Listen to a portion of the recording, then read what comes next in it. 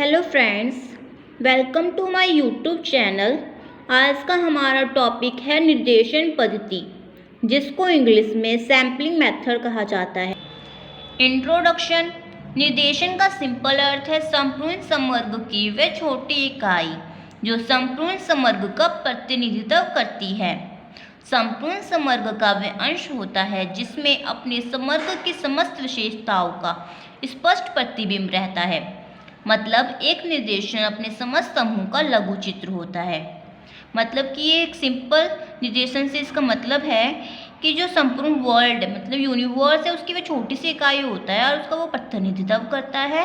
और संपूर्ण समवर्ग का वह अंश होता है जिसमें जो समवर्ग है मतलब यूनिवर्स है उसकी जो जितनी भी विशेषताएं होती है उसका प्रतिबिंब रहता है, मतलब उसकी झलक दिखाई देती है कि उसके अंदर क्या है। मतलब एक निर्देशन अपने समस्त समूह का एक लघु चित्र होता है। मतलब एक पिक्चर होती है कि पिक्चर के द्वारा हमें समझ में आ जाता है कि इसके अंदर अंदर क्या है, एक छोटा सा चित्र होता है।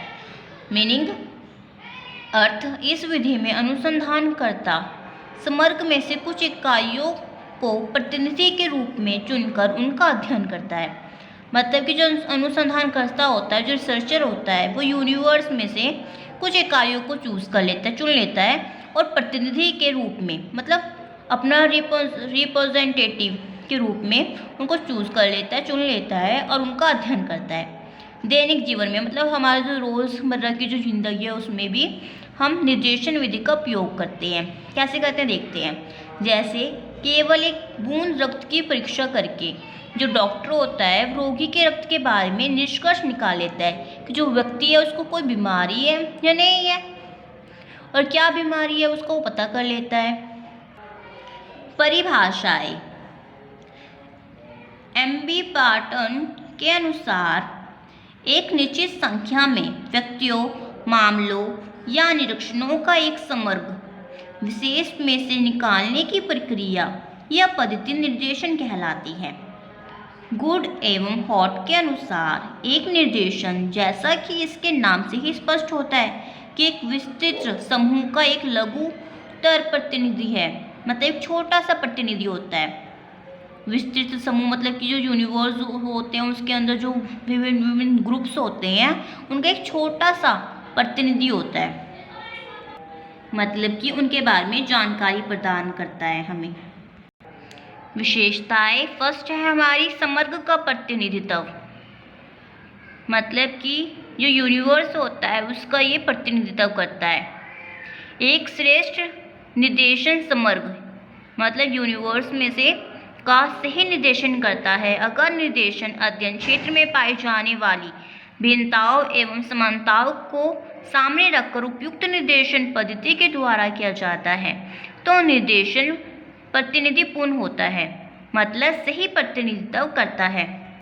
मतलब कि जो निर्देशन होता है वो अगर अध्ययन क्षेत्र के अंदर किया जाता है और उसके अंदर जो समानताएं होती हैं, जो विभिन्नताएं होती हैं, उनको जानते हुए और जो उनके लिए जो सही उपयुक्त मतलब सही जो उपयुक्त निर्देशन पद्धति होती है उसी का प्रयोग किया जाता है, तो जो हमारा जो निर्देशन होता है वो प्रतिनिधिपूर्ण होता है और सही होता है। सेकंड पॉइंट है हमारा निष्पक्षता, मतलब निष्पक्ष होकर निर्देशन करना। एक अच्छे निर्देशन में पक्षपात नहीं होता, मतलब भेदभाव नहीं पाया जाता है उसमें, इसलिए कि ये संपूर्ण मतलब सभी का उचित मतलब सही प्रतिनिधित्व करता है। निर्देशन करते समय अपनी पसंद और नापसंद पर ध्यान नहीं देना, मतलब कि जब भी हम निर्देशन कर रहे होते हैं तो हमें अपनी पसंद नापसंद रुचियों के बारे में ध्यान नहीं देना चाहिए और हमें निष्पक्ष होकर इकाइयों का चयन करना चाहिए ताकि जो हमारा निर्देशन है वह सही हो और निष्पक्ष हो।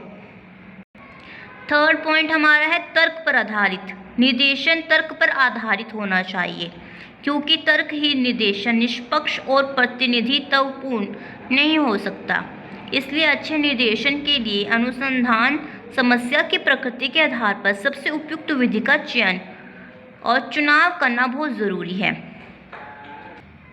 मतलब कि जो हमारा निर्देशन होता है वो तर्क पर आधारित होना चाहिए, वो तर्कहीन नहीं होना चाहिए, निष्पक्ष होना चाहिए और प्रतिनिधित्वपूर्ण होना चाहिए। और जो समस्या है उसके अकॉर्डिंग ही, उसकी जो प्रकृति है, उसका जो नेचर, उसके अकॉर्डिंग ही हमें जो निर्देशन की जो पद्धति है उसका चुनाव करना चाहिए ताकि जो हमारा निर्देशन है वो अच्छा हो। फोर्थ पॉइंट है हमारा पर्याप्त आकार, मतलब कि जो हमारा साइज होना चाहिए वो पर्याप्त होना चाहिए। निर्देशन के आकार के बारे में कोई विशेष विधि नहीं है, मतलब कि निर्देशन के आकार के बारे में कोई विधि नहीं बताई गई है कि कितनी होनी चाहिए, उसका आकार कितना होना चाहिए, पर समस्या और समग्र की प्रकृति के आधार पर कि जो हमारी प्रॉब्लम है वो और जो उसकी प्रकृति है उसके आधार पर इसके आकार को रखना चाहिए, तो बहुत ज़्यादा और ना ही बहुत कम, मतलब कि जो इसका आकार होता है वो तो ना बहुत ज़्यादा होना चाहिए और ना ही बहुत कम होना चाहिए, ठीक ठीक होना चाहिए, उसकी प्रकृति के अनुकूल होना चाहिए। फिफ्थ पॉइंट है हमारा साधनों के अनुरूप, जो निर्देशन है वो साधनों के अनुरूप होना चाहिए और निर्देशन का चयन साधनों को ध्यान में रखकर करना चाहिए।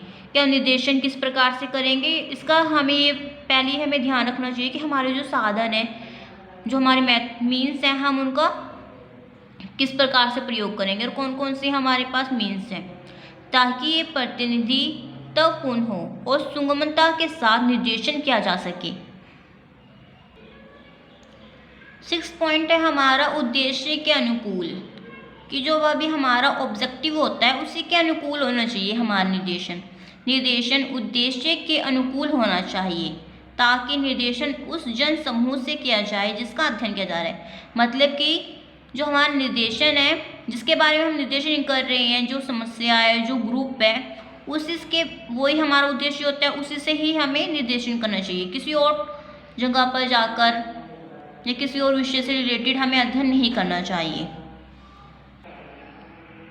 सेवंथ पॉइंट है पर्याप्त संख्या, कि जो नंबर है वो पर्याप्त होना चाहिए, निर्देशन की संख्या पर्याप्त होनी चाहिए ताकि उसमें अपने समष्टि की व्यापक विशेषताओं के होने की संभाव्यता अधिक रहती है, मतलब कि जो बहुत सारी उसकी विशेषताएं होती हैं, व्यापक विशेषताएं होती हैं, उनकी जो संभावना होती है वो अधिक रहती है इससे, तो इसलिए जो संख्या होनी चाहिए वो पर्याप्त होनी चाहिए, कम नहीं होनी चाहिए, सही होनी चाहिए। 8th पॉइंट है परसंभाव्यता सिद्धांत पर आधारित। परसंभाव्यता को प्रोबेबिलिटी कहा जाता है।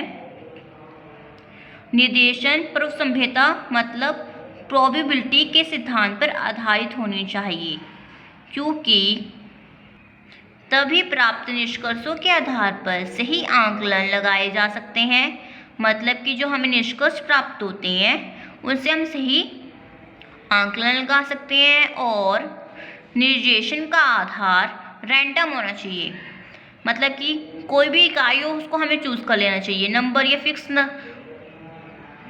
नहीं होना चाहिए, जैसे कि 2, 3, 4 या फिर 2, 4, 6, 8, इस वे में नहीं होना चाहिए, रैंडमली होना चाहिए, कोई भी उठा लेना चाहिए। इससे ही हम अच्छे आकलन लगा सकते हैं।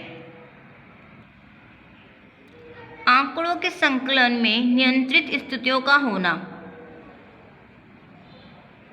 निर्देशन द्वारा सूचना संकलन का कार्य प्रत्येक इकाई से यथासंभव समान स्थितियों में ही होना चाहिए, मतलब कि जो उनकी स्थितियाँ होनी चाहिए वो समान होनी चाहिए, नियंत्रित होनी चाहिए, कंट्रोल में होनी चाहिए, जिसकी हम निर्देशन के द्वारा सूचना प्राप्त कर रहे हैं, उनकी स्थितियाँ। 10th पॉइंट है हमारा विश्वसनीयता के स्तर पर उच्च श्रेणी का होना। एक उत्तम श्रेणी का होना चाहिए। एक उच्च निर्देशन उसे कहा जा सकता है जिसके आधार पर प्राप्त परिणामों की विश्वसनीयता का स्तर उच्च वैज्ञानिक श्रेणी का हो, मतलब कि जो निर्देशन है और जो उसकी विश्वसनीयता है, मतलब जो उसकी सच्चाई है, उसका जो स्तर होना चाहिए वो उच्च वैज्ञानिक श्रेणी का होना चाहिए। 11वां पॉइंट है हमारा समय एवं धन का कम खर्च। एक अच्छे निर्देशन में, जो हमारा अच्छा एक निर्देशन होता है, उसमें तकनीकी आधार पर सही होना ज़रूरी नहीं है, बल्कि उसमें समय और धन की बचत भी होनी चाहिए। मतलब कि तकनीकी आधार पर होने के साथ साथ इसमें जो समय और जो धन है उसकी भी बचत होनी चाहिए। मतलब कि वे ज़्यादा समय ना ले और उसमें ज़्यादा पैसे खर्च ना हो, इसकी भी तकनीक के साथ साथ ज़रूरत होती है। 12वां पॉइंट है हमारा समग्र की सजातीयता। एक अच्छे निर्देशन सजातीयता समग्र से संबंधित होना चाहिए। मतलब कि एक निर्देशन करता ही उस निर्देशन से सहमत नहीं होना चाहिए। मतलब जिसने निर्देशन किया है सिर्फ वही उससे सहमत नहीं होना चाहिए, बल्कि जो बाकी के लोग हैं वो भी उस निर्देशन से सहमत होने चाहिए। मतलब कि जो बाकी के जो लोग हैं, बाकी का जो विश्व है, यूनिवर्स, वो भी उसके निर्देशन से सहमत होना चाहिए।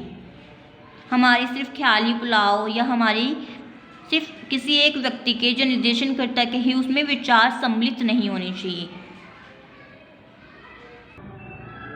Thank you, have a nice day.